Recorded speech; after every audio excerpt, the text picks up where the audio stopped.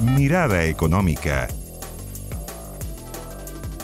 Hola, hola, ¿cómo les va? Mirada Económica en el aire. En una semana que ha habido mucha noticia de la economía. Hemos tenido cifras de crecimiento, cifras no muy buenas, 0%. Claro, mejor de lo que se esperaba, pero de todas formas un crecimiento de 0% para la economía que dibuja un panorama de estancamiento, que también se ve reflejado, por ejemplo, lo conocimos hace algunos días en las cifras de desempleo, 8,9%, pero todavía tenemos 450.000 empleos por recuperar si consideramos la ocupación previa a la pandemia. Para profundizar los números en la coyuntura económica, estamos con Jorge Zelaya, economista jefe de Scotiabank. Jorge, bienvenido a Mirada Económica, Canal 24 Horas. ¿Cómo te va? Muy bien, Andrés, un gusto estar contigo. Revisemos primero aquí en los números cuáles fueron los guarismos que presentó hoy día el Banco Central respecto al crecimiento económico. Jorge, 0% en el mes de septiembre, si vemos las expectativas que se tenía en el mercado, entre menos 1, 0,4, estamos en la parte alta quizás de las expectativas, sin decir que, claro, resultado bueno dentro de la expectativa, pero no podría difícil decir que es un buen resultado. Sí, mira, y solamente para ir cerrando este espacio, hoy día lo decía también el ministro de Hacienda, Mario Marcel, entre julio y septiembre, tercer trimestre, cerramos con un crecimiento de 0,2% y él prevé un cuarto trimestre, más positivo. Revisemos primero el 0% de septiembre.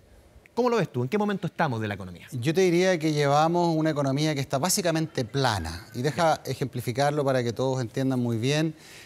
Desde el mayor nivel de actividad de este año lo tuvimos en enero. Y desde enero en adelante, con cierta volatilidad, básicamente el nivel de Producto Interno Bruto de la economía se mantiene relativamente plano. O sea, la economía es del mismo tamaño que en enero, podríamos decir. Algo menor la de enero, en términos desestacionalizados, que es como nos gusta a nosotros medirla. Ahora, cuando tú ves este 0%, las bases de comparación comienzan a favorecer y, por supuesto, este 0,2 va a venir acompañado por un último trimestre algo mayor a eso, incluso porque la economía comenzó a desacelerarse suavemente la segunda parte del año pasado. O sea, los últimos meses los vamos a tener con mejor crecimiento porque la base de comparación es baja, más que la economía esté tomando un buen ritmo. Lamentablemente vemos indicios de estabilización, pero no de aceleración económica. Estabilización en este estancamiento, lamentablemente. Tú lo has denominado estancamiento, yo prefiero, más allá de irme a ese adjetivo que es un poco duro, hablaría de que la economía está básicamente plana. Ya, que es distinto, claro, el concepto que yo te mencionaba. Lo decía el ministro Mario Marcel, quien, por lo menos en su opinión, ratifica que la economía va en un camino de reactivación. ¿Coincides con el ministro? Requerimos muchas cosas para que esa reactivación se dé. Cosas de corto plazo y cosas de mediano plazo. Los ingredientes son variados, Andrés. Van desde comenzar a ejecutar rápidamente la inversión pública, colocar los incentivos para la inversión privada, que pasan desde, obviamente, mejorar nuestra permisología, acelerar y reactivar esa inversión que está todavía esperando para activarse en el sector minero, en el energético, como también cosas cíclicas. Tenemos una tasa de política monetaria entre las 5 más contractivas del mundo. Por lo tanto, necesitamos también algún impulso cíclico por parte del Banco Central durante los próximos meses. Hace poco tuvimos señales de que eso no iba a ser tan rápido. Por lo tanto, yo te diría que esta última parte del año vamos a tener un crecimiento positivo año contra año, pero todavía no huelo indicios de aceleración económica. ¿Terminan, por lo menos en los números, el ajuste a partir de la política monetaria en las cifras de crecimiento? Desde mi punto de vista, el ajuste está concluido. ¿Ya? Lo que nos preocupaba, por ejemplo, en ese amplio déficit de cuenta corriente que tuvimos a septiembre del 2022, hoy día, el primer trimestre, tuvimos un superávit de cuenta corriente. Vamos camino a un déficit de cuenta corriente absolutamente sostenible este año. Por lo tanto, en el ámbito externo, bastante normal. Estamos con una inflación en torno a 5 y mi expectativa es que vamos a terminar con una inflación en torno a 4% este año, bastante razonable, y vamos a llegar a 3% en marzo del próximo año, a pesar de la depreciación que hemos tenido del peso respecto a julio recién pasado. Después vamos a comenzar del tema del dólar, Jorge.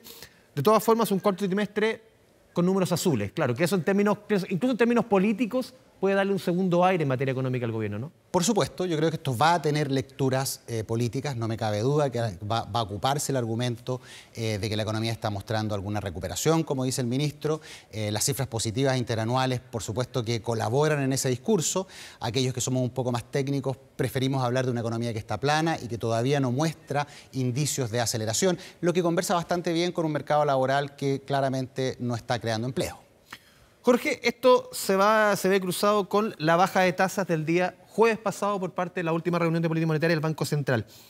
¿A ti te dejó preocupado? Lo leí en entrevista, por ejemplo, con el diario Pulso. ¿Te dejó preocupado la última reunión de política monetaria? Si lo cruzamos con estas cifras de crecimiento, ¿por qué te deja preocupado? Me deja preocupado porque claramente, desde mi punto de vista, el Banco Central debió haber iniciado antes el proceso de recorte de tasa, el desplome de este gran elemento que nos generó desequilibrios, que era el consumo, se produjo el primer trimestre de este año. ¿Ahí debió haber empezado la baja de tasa? Desde mi punto de vista, abril era una excelente oportunidad para iniciarlo. Yo manifestaba que enero incluso ya podíamos comenzar a recortar la tasa y el Banco Central empezó un poco más tarde, no un poco más tarde, empezó bastante más tarde y obviamente eso nos lleva a que la inflación se ha desacelerado rápidamente y nos tengamos una tasa de política monetaria descontando inflación entre las 5 más altas. En el pequeño grupo de Ucrania, Rusia, claro, estamos nosotros. ¿Qué hubiera sucedido si es que el Banco Central, lo que tú propones, por ejemplo, hubiera iniciado en marzo esa caída en las tasas? Probablemente la medida que tomó el Banco Central de disminuir la velocidad de bajas de tasa, de detener los procesos de portafolio en el ámbito cambiario, estarían con una tasa de política monetaria un poco más adecuada para el ciclo económico en que nos encontramos. ¿Sientes que la economía necesita hoy día más estímulos? Necesita todos los estímulos necesarios, desde el ámbito político, desde el ámbito de la ejecución fiscal y, por supuesto, que también desde el ámbito monetario. Desde el ámbito político, ¿por dónde se pueden ver quizás esos estímulos? Lo veíamos incluso la semana pasada en este informe de Standard & Poor's, que hablaban de la poca capacidad de nuestro sistema político, ni siquiera de ningún color, de llegar a acuerdos. Estamos hablando de reforma a pensiones, reforma a salud, pacto fiscal, el mismo tema constitucional. Más allá del color de la reforma, más allá si vaya a la izquierda, a la derecha, arriba, abajo, en la poca capacidad de llegar a acuerdo. ¿Cuánto le pega eso a la economía?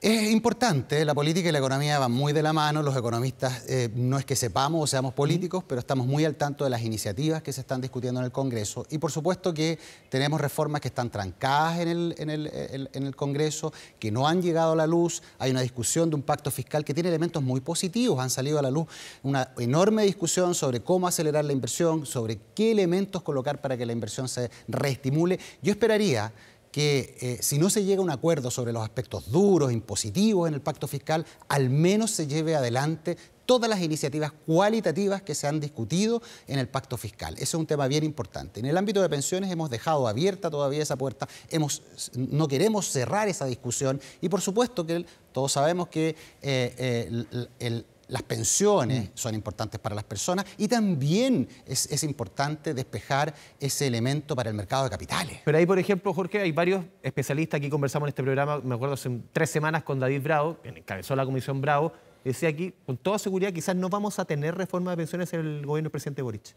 Andrés, si no la vamos a tener, bueno, cerremos el capítulo, dejemos esto para la próxima administración, pero es importante dejar las cosas un poco claras para el escenario económico que se nos avecina. Los 2 años que vienen no van a ser fáciles, sabemos que vamos a tener tasas externas altas, al Banco Central probablemente le va a costar llegar a la tasa de política monetaria neutral, tenemos problemas para ejecutar inversión pública, nos falta inversión privada, por lo tanto necesitamos despejar incertidumbre. Jorge, vamos a ir a la pausa aquí en Mirada Económica, volvemos de inmediato con la segunda parte del programa dedicado exclusivamente a la economía aquí en Canal 24.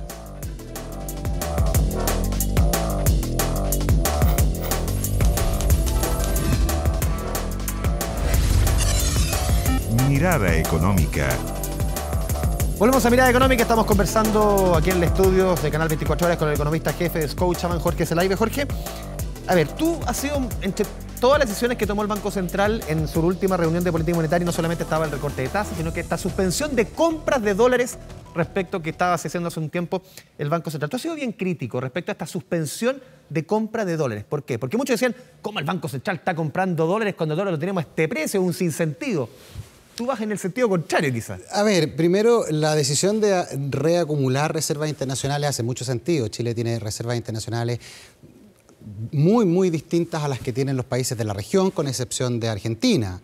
Necesitamos recuperar nuestras reservas internacionales. ¿Por qué es importante que un Banco Central tenga esas reservas? Para explicar a quién dice... Mira, en términos muy simples, es la primera defensa ante una situación externa compleja.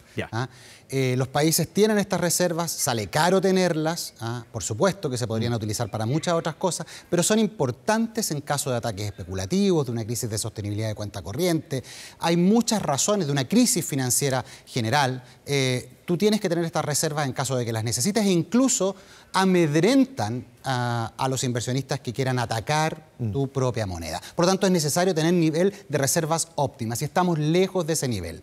Ahora, yo podría no discutir la decisión del Banco Central, de tener este proceso de acumulación. Lo que me complica es el momento y la coincidencia con la decisión de política monetaria. La decisión de política monetaria, en este caso, pudo haber sido tomada y pudimos haber tenido 50 puntos base, pero la decisión de dejar de acumular reservas internacionales pudo haber sido tomada en otro momento temporal.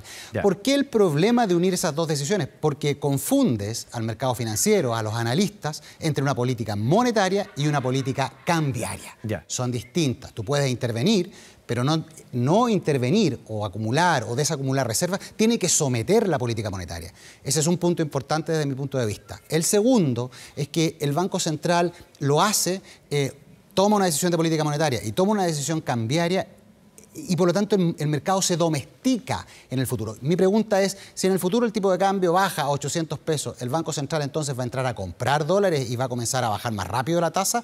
Entonces se construye una banda imaginaria para el tipo de cambio en la percepción de los agentes financieros. Es un tipo de política, esto aumentar la reserva, que tiene otra lógica, que no va con intervenir el dólar, sino con justamente lo que decías tú, armar ese colchón. Por supuesto. Yo creo que en términos comunicacionales habría sido mucho mejor que el Banco Central tomara la decisión antes o después, pero no en el mismo momento. A ver, lo hemos visto, Jorge, en las últimas 3 jornadas. Estaba revisando 44 pesos de caída en 3 sesiones del dólar. 889 está en estos momentos. ¿Por qué ha caído tanto el dólar desde el jueves de la semana pasada? Por 2 razones, porque al final dejaste de acumular 6.000 millones de dólares y por lo tanto eso tiene un impacto inmediato sobre el tipo de cambio, lo hace caer. Te imaginabas que ibas a comprar, ahora ya no vas a comprar y por otro renuevas cerca de... ¿Ha caído más de lo que se esperaba? Ha caído más, pero también hemos tenido un aumento de 15 centavos de dólar en la libra de cobre y también hemos tenido un apetito luego de la decisión de la Reserva Federal dando señales de pausa en los mercados internacionales respecto al proceso de alza. No de baja de tasa por parte de la FED, pero sí que podríamos mantener la tasa de política monetaria en Estados Unidos en este nivel por un tiempo prolongado, pero más alzas aparentemente es un elemento que está poniendo en cuestionamiento la misma FED.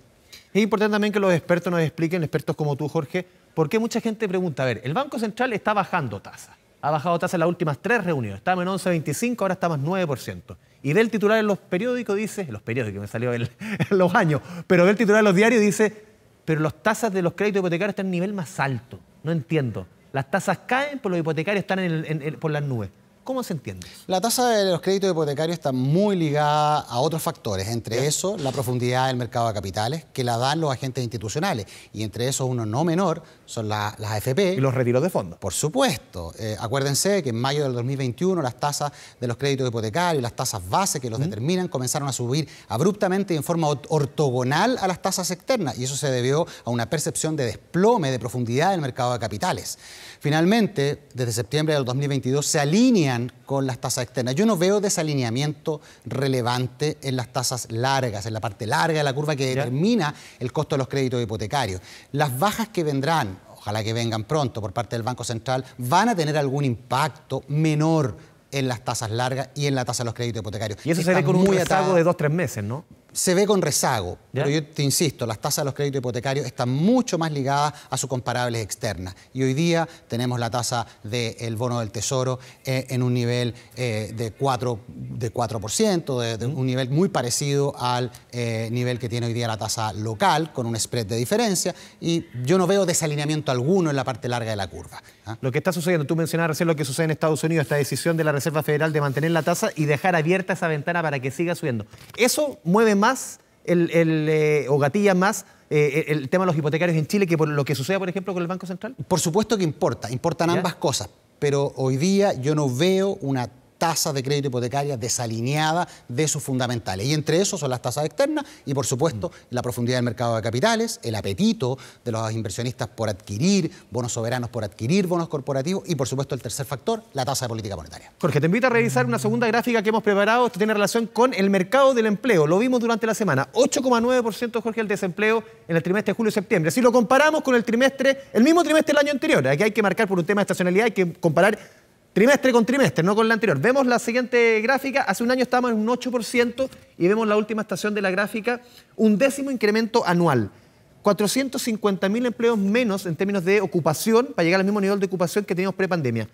¿Qué está pasando con el empleo? ¿Hay una emergencia laboral no declarada, como han declarado algunos economistas?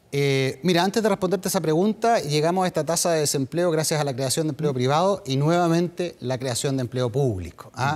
Ahí es bueno aclarar que es gobierno central, municipalidad y Fuerzas Armadas. Sí, ¿no? esa discusión... Porque la gente puede pensar, no, solamente el gobierno que está contratando y contratando. No. El empleo público es de amplio espectro, yo te diría que bordea algo más del 1.000.000 de personas que reciben un salario directo o indirecto que proviene de las arcas fiscales. Por lo tanto, hubo algún impulso por parte del empleo público. Mi visión es que el empleo está muy de la mano del ciclo económico. Estamos con una economía que ha mostrado una contracción interanual, que está básicamente plana, para algunos estancada durante todo el año, y por supuesto que el mercado laboral va de la mano de eso. Hemos visto una creación de inversión, nueva inversión, muy pobre este año, muy focalizada en lo que es maquinaria de equipo, y por lo tanto te diría que el mercado laboral va muy de la mano con el ciclo económico que estamos viviendo. Y ese ciclo económico, por supuesto, que está generando una emergencia laboral. Sí, por ejemplo, lo veíamos en las cifras que entregó el Banco Central respecto al IMASEC y cruzarlo con el empleo. La minería empujando el carro por lo menos en septiembre. Claro, una minería que es muy importante para la economía, no tanto en la generación de empleo. No. Lo que está restando y tirando para atrás el carro es comercio y servicio. Esos sectores que son los que más han caído en los últimos meses, ¿eso explica un poco lo que estamos viendo en estos números? Sí, y te agregaría construcción. Construcción es un sector que está hace ya muchos trimestres en una pura y dura recesión. Necesitan varios trimestres para licuar las unidades disponibles para venta. Estamos hablando de más de 100.000 unidades disponibles para venta inmediata y entrega inmediata. El estímulo que acaba de aprobar el Congreso es muy bienvenido.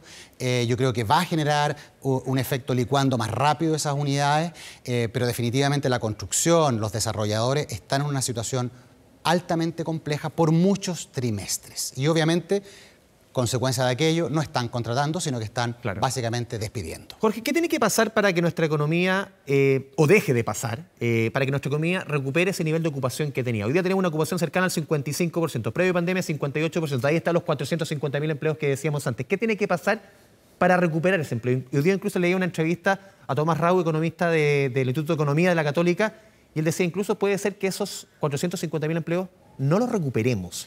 ¿Qué tiene que pasar? A ver, primero tenemos que colocar todos los esfuerzos en la creación de empleo, la más arcaica que conocemos, la más básica. Tenemos que tratar de generar inversión, inversión pública, inversión privada. Ciertamente eso va a apoyar la creación de empleo. Pero también tenemos que entender el contexto en el que estamos. Estamos en un contexto de digitalización tecnológico y que empezó hace ya varios años. Un cambio en el mercado laboral. Por supuesto. Y lo aceleró la pandemia. Definitivamente ese cambio ya fue estructural. Hace 3 o 4 años, creo que conversamos esto, Andrés, hace 3 o 4 años, hablábamos si esto era estructural o no. Definitivamente hoy día sí lo es, y por lo tanto el mercado laboral y la capacitación de las personas es distinta, la requerida por las empresas. Y por lo tanto esa reconversión muchas veces genera bolsones de desempleo que pueden ser relativamente permanentes. Pero yo por ahora, en este ciclo en que estamos, me preocuparía desde el Congreso, desde el gobierno, en acelerar la inversión. Tratar de destrabar la inversión que hay. La permisología famosa. Por supuesto, es uno de los elementos más importantes. Ahora sí tengo que decirte algo, Andrés. Existe una sequía global de la inversión. Lo que no podemos es sumarnos como chilenos a esa ola. Hay una sequía global. Chile no es el único país donde no está fluyendo la inversión. Hay muchos países en la región, incluso Estados Unidos está con problemas de recuperación de la inversión y está muy focalizada en la inversión tecnológica. En el caso de Chile, nosotros somos bastante más débiles en eso, por lo tanto tenemos que colocarle más fuerza a la inversión en los sectores más tradicionales. Yo sé que el gobierno tiene muchas ideas de grandes emprendimientos. Son importantes, hay que mantenerlos, pero hay que focalizarse en reacelerar las concesiones, en darle activación a todos los proyectos que están ahí en el Ministerio de Obras Públicas, acelerar la construcción de vivienda. Tenemos los proyectos de carreteras. Hay que acelerarlos, hay que llevarlos adelante y hay que colocarles y aplanarles un poco el camino para que generen el empleo necesario para llegar a tasas de desempleo que no sabemos cuáles son hoy día las de estado estacionario. ¿Dónde nos vamos a estacionar? Por justamente el escenario estructural que está viviendo el mercado laboral. Jorge Zelaibe, te agradecemos esta media hora de conversación con Canal 24 Horas. Un agrado, Andrés. Y a todos ustedes, muchas gracias por la sintonía. Nos vemos en una próxima edición de Mirada Económica. Que les vaya bien.